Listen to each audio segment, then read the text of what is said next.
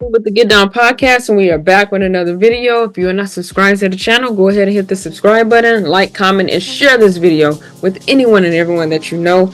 From the title, yes, you guys, they are going to ban the tush push in the NFL. A lot of owners have been talking about it. They've been having their meetings, discussing the tush push and everything that comes from that. Before we dive into this article, something else the NFL is going to get rid of, and what they're doing, they're not making it as exciting anymore as it used to be.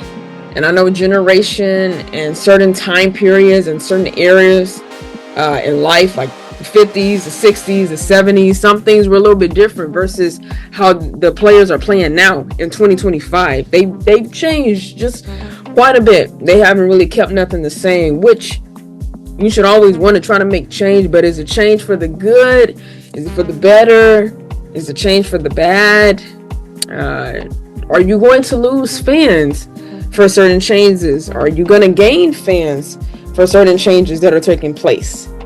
You know, all of that has to come into consideration, especially when the CEOs get in a meeting, they get in a circle, they get in a huddle, and they discuss it. But something else, some other things to be on the lookout for the upcoming season, so everybody can get into it. The NFL, the 2025 NFL season, the league is implementing several rule changes, and this includes a new overtime format, a permanent dynamic kickoff, touchbacks moving to the 35-yard line, and expanded replay assists, while also considering a ban to the tush push and one side kick moderations. So I don't know how that sounds to y'all, but it's like they're getting a little bit more tighter when it comes to the games, and season after season, year after year, something is always changing. You know, like I said, it's either changing for the good or for the bad, and you're either going to gain more fans or you're going to somewhat lose fans when it comes to the NFL or any sports, really. Basketball and football, they're just the top two sports that everybody do watch. Not watch. But let's dive right into ESPN and see what they had to say about it. Okay, Palm Beach, Florida.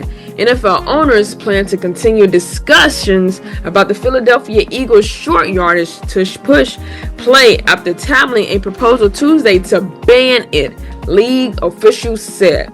The Green Bay Packers authored the proposal, which earned the support of 16 NFL teams, two sources told ESPN Kalen Collard. The NFL bylaws requires a minimum of 24 votes to approve a change. The topic is likely to be revisited when owners gather for their spring meeting May 20th and 21st in Eagan, Minnesota. Okay, so the owners, they will be getting together next month and they will be discussing this, whether it should be a yay for the tush push or be a no for the tush push. You know, Philadelphia, they're one of the prime teams, one of the main teams that do the tush push a lot. I know Josh Allen and the Bills, they do it sometimes. Mahomes, they do it as well. Those are just quite a few teams to name that actually somewhat consistently do the tush push. And they obviously don't see anything wrong, because if they did, they wouldn't be incorporating that into their scheme of play when it comes to calling the plays out on the field. But majority of the time, they're doing those plays when it's short yardage for the third down. They do it for the short yardage third down. And like I said, they don't see any changes with it. I mean, they don't see a problem with it. So they're not going to stop, because they've been doing it for quite a bit. The deliberations occupied owners, general managers, and coaches for much of this week's annual league meeting, mostly because it seemed to target the Super Bowl 59 champions for a legal play that has been largely unstoppable for the past 3 seasons. The Packers' proposal was written specifically for the play, unlike most rule proposals, and will prohibit an offensive player from immediately pushing a teammate who is lined up directly behind the snapper and receives the snap. While there was some subjections concerned about the safety risk of the Tush push, the NFL Health and Safety Department had no data that suggested a single injury had occurred as a result of the Eagles or any team using it. The Buffalo Bills were the only other team that used it regularly last season, and they combined with the Eagles to cause 65 of 101 Tush push runs in 2024. Like I said, yeah, the Bills, they were another one to do it. And you know, the center, when they're snapping the offensive lineman, at first I gotta say this: these are grown men. These are grown men. They can handle the roughness. They can handle the hits. They can handle the scars and the injuries that they get. You know, of course, our body is sensitive, though. We're not just supposed to just destroy it and go crazy with it. But this is their job. They signed up for this really when they were starting out in maybe middle school, then it prolonged to high school, then you prolong it to college, and when your senior year in college is there, now you have the draft coming up, hoping to be drafted by your favorite team or one of your favorite teams. And this is everything that requires it. Just like any job, it requires you to do A, B, all the way to Z. Those are the requirements that you gotta follow and you gotta abide by and keep in your head. So, you know, these are grown men. They signed up to get hit. They signed up to get all these injuries, neck injuries, leg injuries, back injuries, maybe arm and elbow injuries, whatever. They signed up to do this. So it's not like they didn't. They knew the risk of what it was to come into this league to be a player. It doesn't really matter what position you play. Not really, because every player, just about on any position, wide receiver, quarterback, running back, tight end, left guard, offensive lineman, linebacker, say it doesn't matter. You're going to get injured. But like I said, these guys signed up for it. They signed up for it. And the fact that the Bills used it regularly in their season, nobody got hurt from it. Majority of the players did not get hurt from that. They didn't. Let's continue reading, y'all. But committee chairman Rick McKay said last week and reiterated Tuesday that the league generally frowns on the rule changes that target one or two teams. The NFL prohibited players from pushing ball carriers for much of its history before changing its rules to allow it in 2005. Excuse me. Citing the difficulty of officiating it. During Tuesday's meetings, McKay said the Packers offered to change the focus on potentially reinstating the historic rule. The distinction, sources told ESPN, is it would also ban players from pushing ball carriers downfield and thus eliminate the focus on the Eagles' play. And this is what Jeffrey Lurie, which is the Eagles owners, this is his response to it. We've been very open to whatever data exists on the Tush push, and there's just been no data that shows it isn't a very, very safe play. If it weren't, we wouldn't be pushing the Tush push. Y'all got your response, ladies and gentlemen. You got your response. That is what Jeffrey Lurie, owner, that is what he says. If it wasn't safe, they wouldn't be trying to push to do it or to cut it out. Quite a few players have not gotten injured from that. They haven't. But again, they're looking at safety too. Because whatever sport you're playing, regardless of whatever the requirements are, you still want to try to have a safe game. You still want to try to have a safe season. Not get hurt too much. Which makes total sense. It makes total sense to do. A lot of teams had a lot of views, McKay said. I think, number one, I'm going to go back to what I said the other day, which you never like any discussion in any room to be projected towards a team or two. It's never something we like doing. And see, they only mention the Eagles and the Bills because none of the team has really did that. And like it stated earlier, it needs at least 24 votes for them to go ahead and say, yep, we're getting this out of here. So if you're voting on something and a lot of people don't see that it's wrong, you're not going to get a lot of votes. Opposite side, if you're voting on something and a lot of people see that it's wrong, then yes, a change definitely has to occur. It has to occur. That's the only way things are going to get better, so you can see different results at the end of the day. Let's continue, y'all. The idea of Tuesday was as opposed to voting on this particular proposal today. Green Bay asked, could we go back and talk about reintroducing the 2004 language, study it, understand it, and talk about it again when we get to May? Packers president Mark Murphy later added, really what we talked about was going back to the language we had before in the league up until, I think 2005 was when the change was made. So that would basically prohibit pushing the runner. NFL Commissioner Roger Goodell said Tuesday there are safety issues that are being considered, while the Tush push, while acknowledging that there's very little data on the play. It's beyond data. There's also the mechanism of injury that we study. That leads us to show the risks involved with a particular play, he said. Of course, like I said, you want to make sure the game is safe. You want to make sure your players are safe. At the end of the day, they know what they signed up for, but you still want to kind of have a balance when it comes to everything. And that's what Roger is saying. That's what he's going around when it comes to this tush push. That's like, it's so big, but yet it's mainly two teams that are just really doing it. And the Eagles, they've been great on doing the tush push. Great.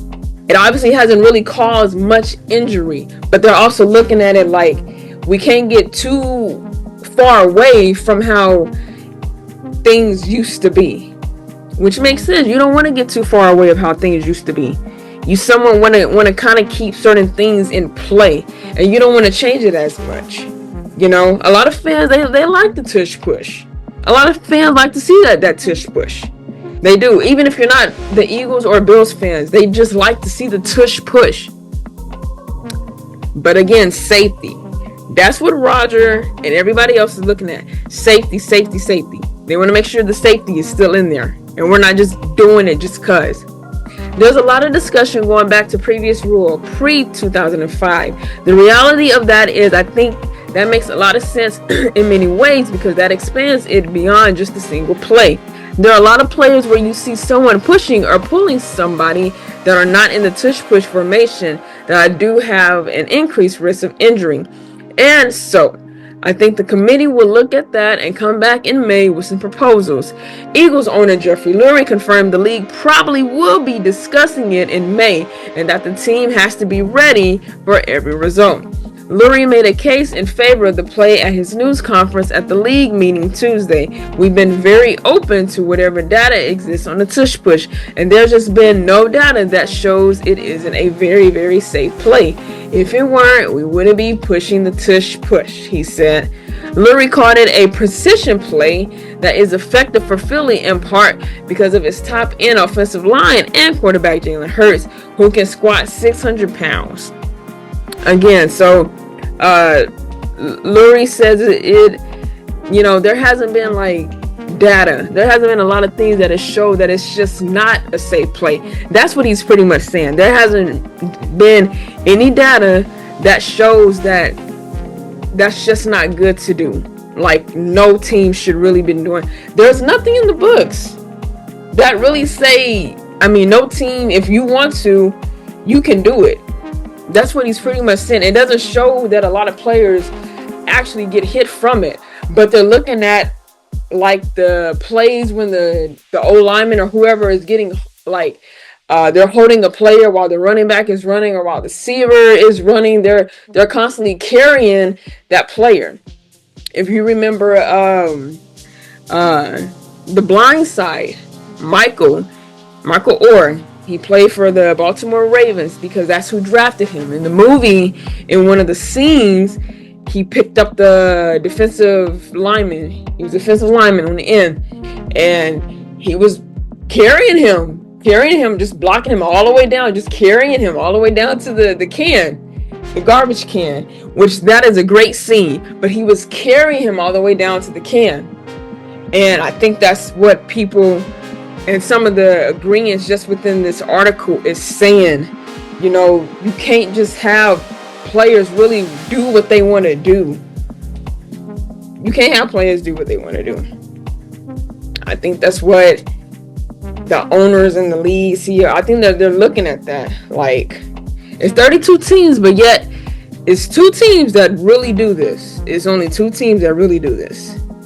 Which, you know, you would think it would have a bigger impact and other teams would do it. But that's just not how other teams roll. That's not what they're doing. So it's just a lot to really think about.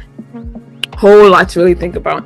I don't ever remember a play being banned because a single team or a few teams were running it effectively. It's part of what I think most of us love about football is it's a chess match.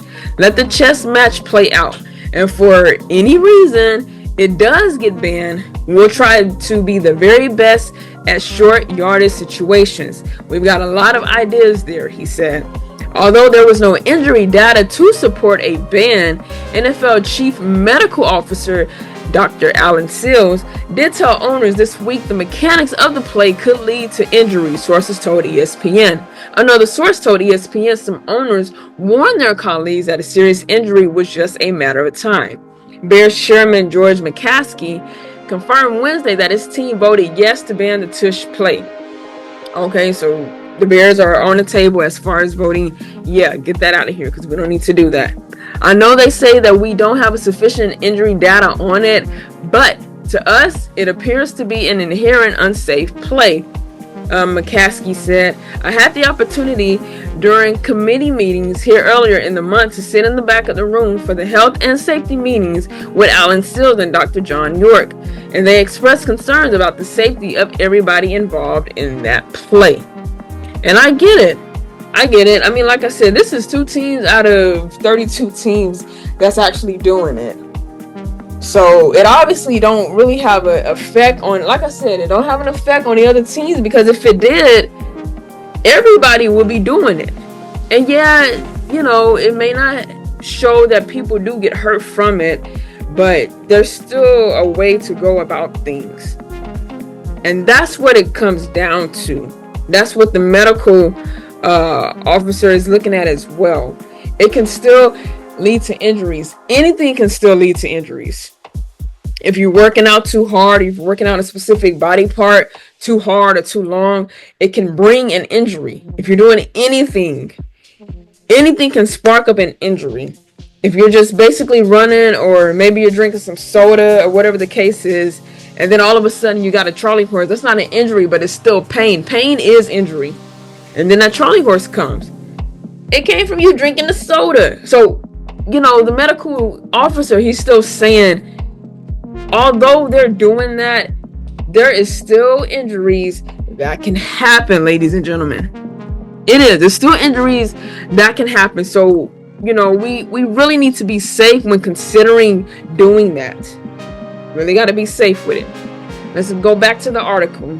For decades, there was a rule on the books making it illegal to push the runner, which is true because they didn't do that in the early 2000s, which is true. It went away in 2004, and I always wonder why that happened. Rick McKay, the chairman of the competition committee, explained to us yesterday that the officials said that it was too difficult. It was like moving a scrum down the field, and it was difficult to determine if an offensive lineman was blocking or pushing the runner, so they took it out, which makes sense. It makes sense. Blocking and pushing, those are two different things. So they took it out. That led to the push play. From what I understood yesterday, the push play will lead to a broader examination of whether the general rules should be brought back. We think it should be an enchantment to the game to make it safer for the players. Interesting. The play has been enormously successful for the Eagles, who have scored 27 touchdowns and recorded 92 total first downs on it in the past 3 years. They scored 11 touchdowns on it with 32 first downs during their Super Bowl run in 2024 season. Eagles coach Nick Sirianni said the team coaches its tush push play no differently than standard quarterback sneaks. It's an exciting play, Sirianni said Tuesday. It was really cool to hear some people talk about it this week and what they think of it. the excitement it brings to the game. But like I said, you got some people that don't really think it should be banned. I mean, I think it should. I think y'all should go ahead and get that out. I do. But we will know for sure once the owners, all of the owners come together and they have their meeting. We will know whether they're going to keep it or whether they're going to take it out at the end of the day. Like I said, it's really only 2 teams doing it. And it's no other team really doing it. The tush push and the quarterback sneak, I guess you can say they're somewhat of the same, but not really. Not really at all. So you do want to make sure when the owners gather together, they're going to make sure, and they're probably going to look at some film to see whether this player is pushing or you just blocking. You know, you want to be careful with that. But I think they should go ahead and do it, because it don't make sense to keep it. It doesn't make sense to really keep doing it. It don't. And like I said, some changes are good and then some not. If they're trying to keep the style and the flow and the scheme of the game going like it was in 2004 and 2005 when you had other great players playing, then changes are going to be made. And I read to y'all earlier what changes those are going to be. So, you know, the NFL is either going to draw more people to watch it, same amount of people going to watch it, maybe less people going to watch it. I don't know. I can't say. But on this topic, you need to get rid of the tush push. I do think the owners should get rid of that. But we'll see once they have their meeting what it's going to boil down to. So if you guys enjoyed this video, please give it a fat thumbs up. Comment down below what you think of this video. Like and share this video with anyone and everyone that you know. While you're at it, hit the subscribe button and turn your notification bell on. That way you can be notified every time I drop videos on this channel. If that is all, always stay prayed up and blessed. I'll see you guys in the next episode.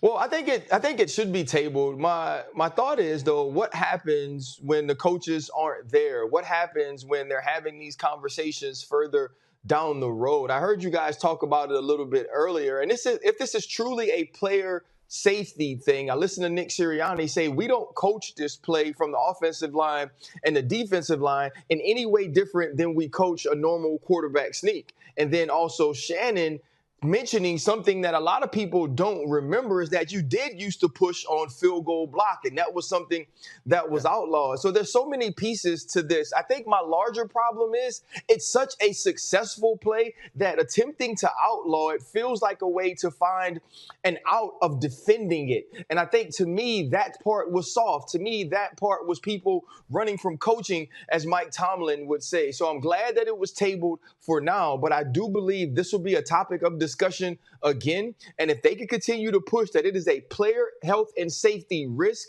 I believe at some point the tush push will be outlawed by the NFL. I just think they should take a stance. Pick a side. Whatever you decide, either outlaw or let it, because I'm kind of tired of talking about it. We know there's only a handful of teams that have success. You talk about Josh Allen, who's 6'6", 250 pounds. Mm-hmm. They're successful at it. And the Philadelphia Eagles with a 6'6", 328-pound offensive line with a quarterback that can squat 600 pounds. His leg drive. But, you know, normally there was a time that aiding the runner, which means you push the runner to gain extra yards, that were outlawed. Now you can aid the runner, you just can't pull him. It's just, for me, I just want them to make a decision one way or another. It does seem like a cop-out because only 2 teams seemingly have success doing it. The Eagles are at like 86% on 3rd and 4th downs when they use this play. Nobody in the history of the game. Do you know how many games you would actually win if you could be 86% on all of your 3rd and 4th downs, regardless of the you win the Super Bowl. RC? Every single year, because you're never coming off the field. You're not coming off the field. And so for me, Stephen A., I agree. Look, I think it's because they can't figure out a way to defend it. Because I remember the run and shoot and the no hurry. You remember Nick Saban used to say the hurry up offense. They need to do something with the hurry up offense. Well, they adopted, they found ways, they got innovative. They started doing the hurry up offense as well. Until you find a way to defend it, people are going to say, well, you know what? We need to outlaw it because we can't stop it through our creative coaching style. So I don't believe it. I haven't seen the data, but they're going to have to show me, Stephen, where they says when we get in this formation and run it, players on the defensive side get injured. Other than that, let it rock.